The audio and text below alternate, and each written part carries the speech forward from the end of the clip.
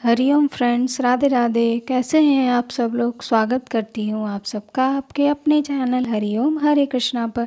तो आप समझ गए होंगे कि ये जो एकादशी आ रही है इसी के बारे में मैं बात कर रही हूँ, जो है 27 फरवरी 2022 को। ये फाल्गुन मास के कृष्ण पक्ष की एकादशी है, जिसे हम विजया एकादशी के नाम से जानते हैं। और आप सबको भी जान करके खुशी होगी। और मैं जो आज इस विजया एकादशी के साथ मेरा भी 1 वर्ष का जो ये समय था वो भी पूर्ण हो गया है। मैंने पिछले वर्ष ही इस विजया एकादशी से एकादशी के बारे में जो भी कथाएं थी, व्रत के बारे में जो इन्फॉर्मेशन थी, वो सब देना आप लोगों को मैंने शुरू की थी।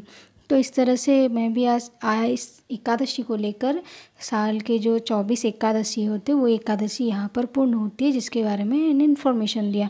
इसका मतलब ये नहीं है कि मैं आगे से नहीं दूंगी, मैं आगे से भी देती रहूँगी। पर ये एकादशी के इन्फॉर्मेशन से 1 वर्ष पूर्ण हो गए। सबके लिए भी आप सबको भी बहुत बहुत धन्यवाद कि आप सब ने मेरा इतना साथ दिया। अब चलिए बात करते हैं विजया एकादशी के बारे में। तो जैसा कि मैं पहले बता चुकी, ये फाल्गुन मास के कृष्ण पक्ष की एकादशी है, जो इस बार रविवार को पड़ रही है 27 फरवरी को।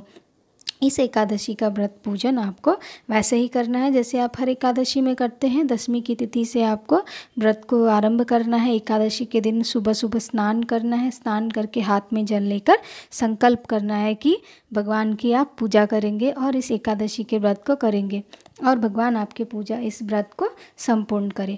और इस तरह से आप भगवान को फल समर्पित करें, भोग लगाएं और उनकी पूजा करें, आरती करें, और तुलसी दल समर्पित करना ना भूलें। इसके साथ साथ जो आपको करना है, सुबह शाम इस एकादशी में भगवान के नाम का जाप करते रहना है। इस तरह से इस एकादशी के व्रत की विधि हुई। और फिर इस कथा पे आए तो कथा बहुत ही जानी मानी सी है, बट एकादशी के दिन कथा सुननी चाहिए। तो कथा ऐसी है कि जब भगवान रामचंद्र जी, आप सबको पता है, वो वन में आ जाते हैं और सीता माता का हरण हो जाता है। तो वो ढूंढते हैं सीता माता को। ढूंढते ढूंढते जब हनुमान जी संदेश लेकर आते हैं कि वो तो रावण के पास लंका में है, और राम जी जब उन्हें बचाने जाते हैं तो जब लंका के पुल के पास जाते हैं तो राम जी बहुत ही मतलब दुखी होते हैं कि अब इतने बड़े समुद्र को पार कैसे किया जाए। तब सभी उनसे बोलते हैं कि यहीं से आधे योजन की दूरी में एक बकतालव्य मुनि का आश्रम है, आप वहीं पे जाइए, उनसे ही रास्ता पूछिए, वो ज़रूर आपकी सहायता करेंगे।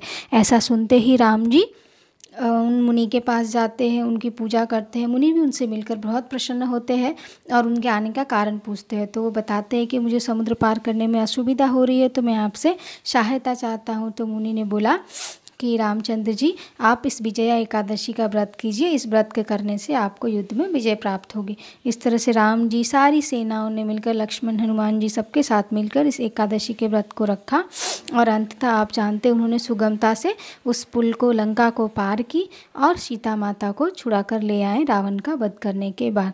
इस तरह से विजया एकादशी आपको विजय प्राप्त कराएगा। और आपको अगर अपने मनोकामना की सिद्धि चाहिए तो चाहिए कि व्रत पूरे नियम के साथ करें, रात्रि जागरण करें। द्वादशी के दिन सुबह सुबह प्रातःकाल उठकर स्नान करें और ब्राह्मणों को दान करें, भगवान को भोग लगाएं, पूजा करें, और फिर जा कर के आप भी अन्न जल ग्रहण करें। और इस तरह से आप अपने एकादशी के व्रत को पूर्ण करके भगवान की पूजा करते रहें। तो फ्रेंड्स, आप इस एकादशी के व्रत को जो पढ़ रही है 27 फरवरी को, रखना ना भूलें। अपना भी ध्यान रखें, अपने परिवार का भी ध्यान रखें, और इस तरह से आप इस एकादशी के व्रत को रखकर अधिक से अधिक पुण्य को प्राप्त कर सकते हैं। तो आप इस एकादशी के व्रत को रखेंगे, इसके नियम का पालन करेंगे और कथा को भी सुनेंगे। और मंत्र क्या जपना है आपको? ओम नमो भगवते वासुदेवाय। तो फ्रेंड्स, मिलते हैं फिर किसी वीडियो में। हरि ओम, राधे राधे फ्रेंड्स, हरि ओम।